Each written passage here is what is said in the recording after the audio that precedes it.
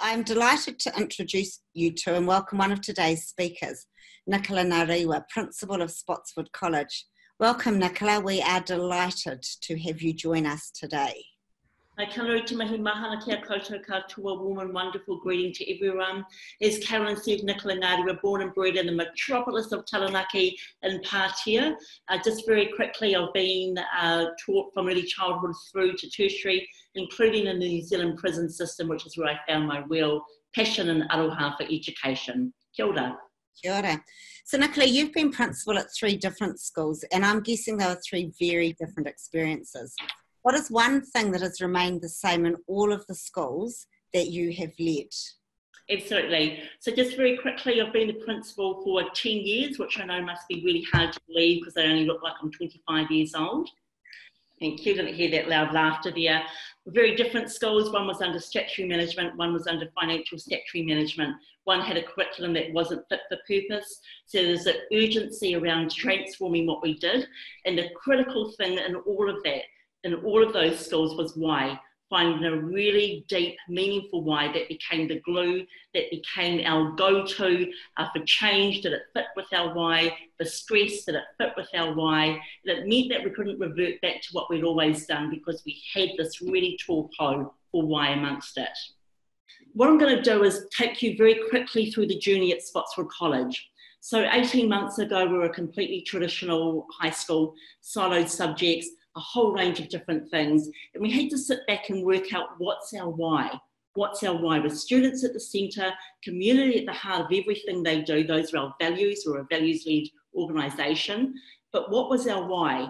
And we ran the risk actually of having a very superficial why, that we were going to meet the ERO needs, that we were going to meet our NCA or other area data, achievement, retention, engagement, attendance. But I would argue that those are actually business as usual, and that you run a risk of doing business as usual as your why if you don't delve really deep into what your why is.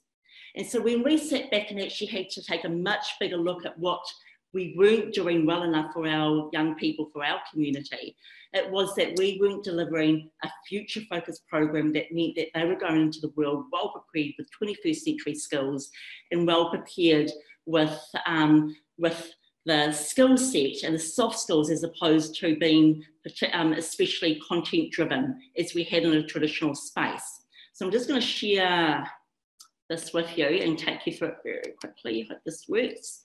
Ka pai your... Oh, sorry. Can you see that well enough? Okay, so these are the 4 points there that we're going through. When we delved into it, our big why was actually that we were not doing a good enough job to make sure that our young people were going to be the drivers, the movers, the shakers, the innovators of their modern world. They were going to be great at the here and now, but that wasn't good enough. And look, I have to say I'm one person that is incredibly outspoken about the fact that, just over 5 years ago, we had kōtahitanga that concentrated on, cultural pedagogy, kia ora, saying children's names right with a focus on decile 1 to 3 skills, while all the decile 8 to 10 skills had a focus on digital fluency.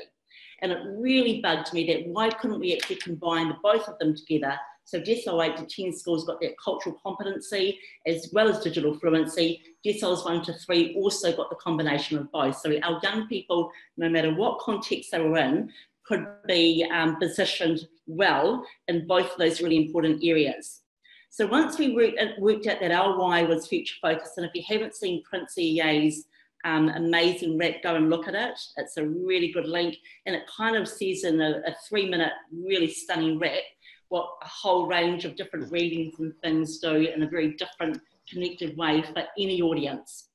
When we looked at our why, the next thing that we had to do is work out the how are we going to change. So what we did is we went out exploring all sorts of international best practice, local best practice, and I can tell you that almost everything we did, we borrowed, begged and stole. We weren't about reinventing the wheel when there's already amazing things out there, but what we were about was looking wide, getting the breadth around all of the responses, all of the solutions that we could bring to the table for our young people and for our community, and then amending them so that they were fit for purpose for the young people that we get to, get the privilege to work alongside. And so we went from all of the research around the mahjong, around artificial intelligence, we looked at what the businesses are doing, we looked at local pedagogy, we looked at a whole range of different curriculum, and then what we did was we made it fit for purpose for us. Which brings me on to the third part there, which is the thinking and the changing. So, they all slightly overlap. And I guess that if you think about the thinking is really about getting your mindset ready that you're going to be moving into a different space, whatever your why is, whatever your transformation or your innovation is. The most significant thing that has to happen there, in fact, if I could put it down to one thing that helped transform 3 different school communities that I've had the privilege of working alongside, the single most significant thing was a change of mindset. That's the thinking. But what has to happen alongside the thinking is obviously the changing. And another way of putting that is that you need to make sure that you're having the philosophical discussions, but parallel to that are the systemic and structural changes that need to happen. And I'll give you an example of this here. So we were talking about having an agile and inclusive timetable structure, and unfortunately you have to have some kind of timetable structure in a secondary setting. I'd love to throw that out the window completely, but that's not quite the reality.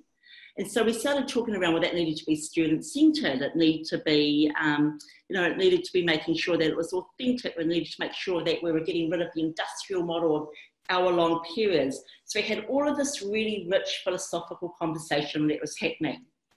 However, if we just had the philosophy happening and we hadn't made the systemic and structural shifts to sit alongside it, we would end up collapsing. Equally, if we concentrated on systemic and structural shifts, but we didn't make sure that we were taking our staff along with us, our community, our amazing young people around the why, and then what sat behind all of that, equally, we're at risk of something falling over really quickly. Now, in the Spotswood College world, what we decided to do is, instead of a light touch, which means that you're at risk of things reverting back, we transformed the whole system. So years 9 to 13, pedagogy, curriculum delivery, curriculum content, and also our timetable construct. So to take you through an example of this, here we are talking about it, having the rich philosophical discussions, bringing the kids in, bringing the community in, changing the language, changing the level of conversations, making sure that we're getting as much into our community and hearing as much back around those shifts. And then here's... Nicola, can I just interrupt? Can you just push present at the top of your screen? People are struggling to come over to the other side, under the share button. Yep, sorry, aloha. Then people will be able to see it. Thank you. Cool. Do you want me to flip back through what I showed you quickly, or carry on? Carry on, because we will send the slides to everyone at the end. So we started talking to them that we needed to have an agile, responsive curriculum. We needed to make sure that it was authentic learning, contextual learning, and this is an example of what we came up with for our junior timetable. So literacy is literacy across the school in all contexts. If you're passionate about PE, you can do your literacy or your numeracy through PE. If you're passionate about I don't know, art, you can do your literacy and numeracy through art, as well as through traditional English or maths, if that's what suited your needs. And then, of course, we moved into STEAM. You can see that we had 2 to 3 hour slots, which meant that we had a whole range of opportunities to get out into the community, take our classes out there, have connected, contextualised learning. In fact, one of the courses that Martin ran was Crime Bites, which is a combination of psychology, geography, maths, I think it was statistics, and they worked with local detectives around how they could solve cases. So we not only talked about it, we had to do these significant shifts, and in our case, hugely significant, in our systems and structure. And the reason we made such a big change was because we didn't want to revert back. And we had a short period of time that we wanted to make sure that we landed this as best as we can. Which moves me on, and I know I've got 1 minute left, sorry, to the fourth part of it, which is coercion incentives. So once you've got the philosophical shifts, you've got the systemic shifts that are going alongside each other, it's really important that you also make sure that you're looking after your team, and that's your staff, but also, you know, your whole learning community. And you put incentives in place that support, you know, the people that are on board with it and doing a great job, and you give them a platform, and you help them to have a pathway, wherever it is that they're going to next, whether it's leadership or whether it's, you know, getting out on that international stage, speaking about the great things they do. But you also have to have a bit of a whip. And the whip's probably particularly that last part that needs a little bit of an extra push to move along. And that's the coercion. And the coercion, of course, is the things like accountability. So it needs to be locked into performance appraisal, it needs to be locked into professional learning, and a whole range of things for that tail end that aren't really comfortable about moving outside of the space that they've known and been familiar with for a long period of time, but they eventually have nowhere to go either, in a good way, with love and support around them, because you've got the coercion, or, you know, a little bit of a stick that sits behind some of those shifts being made too. I just want to talk to you about some of the pictures that you see here, which is some of the authentic learning. This here is a 4D game that one of our young people built over 3 weeks in their bedroom. So it had almost no connectivity to what they were doing in their school context in the traditional model. But, you know, once we had personalised pathways, we had student agency, we could work out this kid has got an amazing set of skills. In fact, they could be the next amazing game designer in our country. And so what we had to do is bring this disconnect from school and home back into their learning pathway, and then of course find credits that could sit around it in a very natural and organic way. This other example here is a young person who was bunking off school period 5 every day, loved hunting, and in fact when we found out he was bunking off school to design these pens that he was making out of the animals that he had killed, once again, what an opportunity missed if we hadn't redesigned what we were doing, and that this person found that, you know, this young person was at home bunking school to bring this amazing work to life, rather than at school, with our support to have a startup business, to be able to look at design concepts, to be able to find business plans that sit around it. So that was kind of some of the really significant shifts that we're aiming to make. And I think I'm probably out of time there, so I will stop. Thank you very much, Nicola. We really appreciate that. Can we just show our appreciation for Nicola for giving up her time and sharing with us? Really appreciate it. Our second speaker today is Chris Jansen, Director at Leadership Lab. He has a huge amount of experience in supporting leaders with leading effective change. So Chris, we know that you've been working with lots of schools post-COVID. How does what we've heard from Nicola relate to your work with schools harnessing student agency? Hello, Stephen. Great to be here today. Ko te tira huramaka te maunga, ko waimakariri te awa, nō ratahi ahau, ko Chris Jansen, taku ingoa. Just like the total you, Nicola, and I've been super impressed by the changes you've been able to make in a number of schools over the years, so it's nice to be able to hear you speak about them today.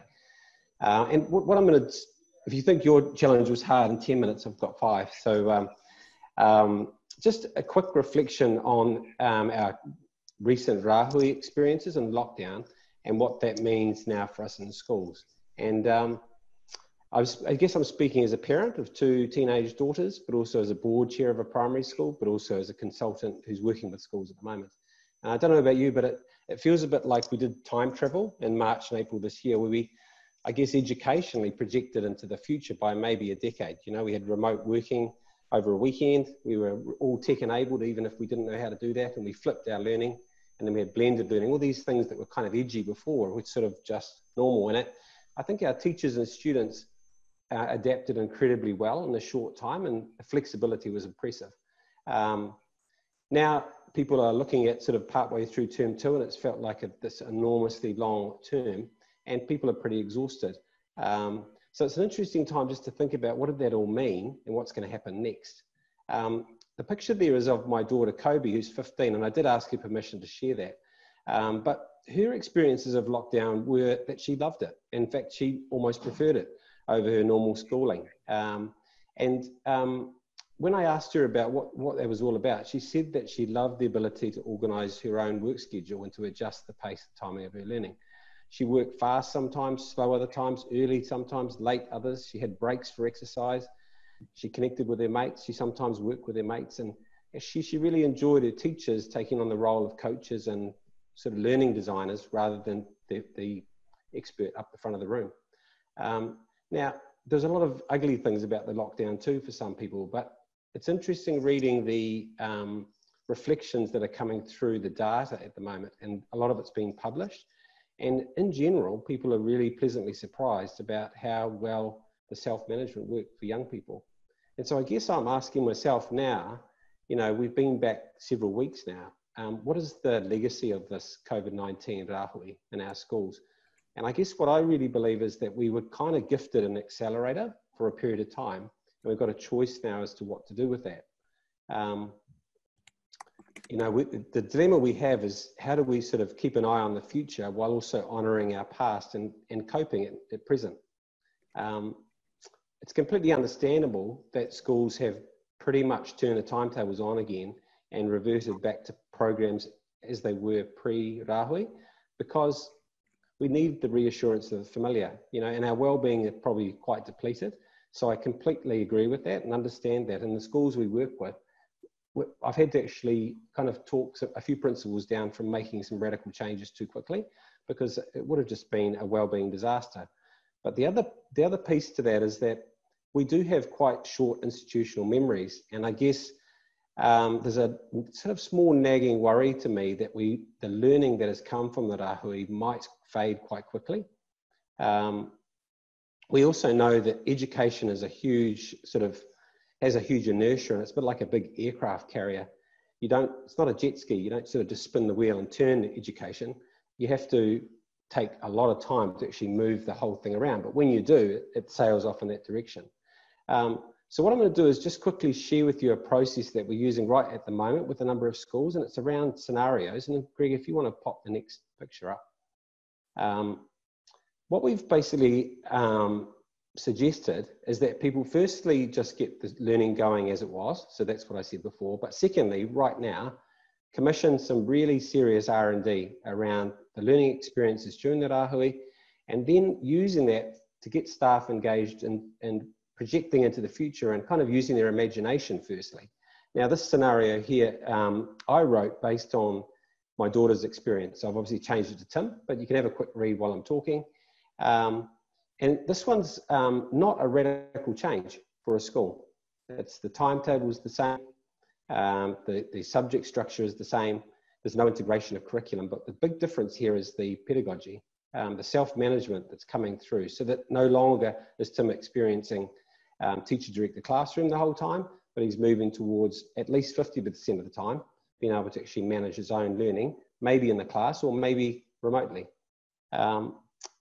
Greg, I'm aware of time, so can you pop on the next one? This one, Marina's scenario, just let you have a look at this. And you can see August 2022, because there's no way you could pull this off in 6 months. Whereas Tim's one, I think, is not a huge change. It could be done for the beginning of next year. But Marina's scenario requires quite a few puzzle pieces to be put into place.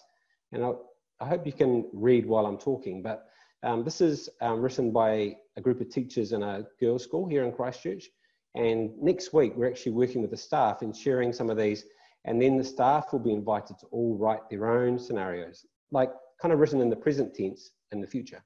So, you know, February next year or July next year. And the purpose of that is to be able to firstly imagine based on the learning from the rāhui, but then critique. Because, you know, there's some parts of this that people will like and there's some parts that people will hate. And then the third step out of that, after that, is to then go, okay, we've critiqued these possibilities. Which things should we put into our planning cycle? And as you know, all the planning cycles in schools kind of come together at the end of term 3, because we have to have our ducks in a row for the following year. So what we're really talking about is, what are we going to do next year? And then what are we going to do in the year after that as well? Because the aircraft carrier doesn't spin. It works methodically and it changes progressively, but it needs to have someone steering that.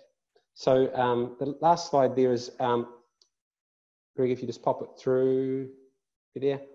There's some links here at the bottom and you'll get them later But if you want to follow up on thinking a bit more about these things, there's a whole bunch of kind of reflections in there. And I'll stop there. Kia ora, folks. That's great, thank you. Can we just give our appreciation to both Chris and to Nicola? Thank you for sharing. So Chris, there have been some great actions shared in the chat channel, what people are planning to do. Is there anything you'd like to add? Kia ora, Stephen. Yeah, I've just been intrigued by the chat. Thanks for that. And I love that comment about someone said, well, were you sitting in my SLT this week? You know, because it's a similar conversation to what you're having. Yeah, I think, and Karuna, your comment about, yes, the norm is reassuring, but you picked up on we've been gifted this accelerator. And I guess then John Rice said, you know, it just takes 1 degree shift to move an aircraft carrier eventually. And I think, there's a mindset issue here. And I struggle this with myself sometimes, is it really possible to make change? You know, like really, really, really, are we actually going to be able to shift and transform things? And sometimes, most of the time I believe that's true. And sometimes I get a bit depressed on it, to be honest. And so I think the key for me is just finding those small things that will end up in a big shift as long as we play a 2 or 3 year game. All right. It's really, I'm not particularly interested in what are we going to do this week and what we're going to do next month. I'm more interested in how we're going to progressively improve what we're doing. And the key to that, as a lot of people have been saying, is to make sure we listen to the voice of whānau and students. I mean, it's obvious, isn't it? But they're the reason we're there in the first place. And let's really, really, really authentically hear what they have to say about the rāhui, about their learning back at school. Another John said, your students have struggled to come back to school. You know, and I think that's my daughter's experience too. And we really, really need to sit down and partner with our students into what the future could look like. I'm working with a girls' school next week who have asked their girls to write scenarios, and we're going to be presenting those student scenarios to the staff through video. And I think that's going to be it could be a bit harsh, but it's going to be quite a powerful staff experience. So many other thoughts, but I'll stop there. Yeah. Hey, that's awesome, Chris, and some really great insights.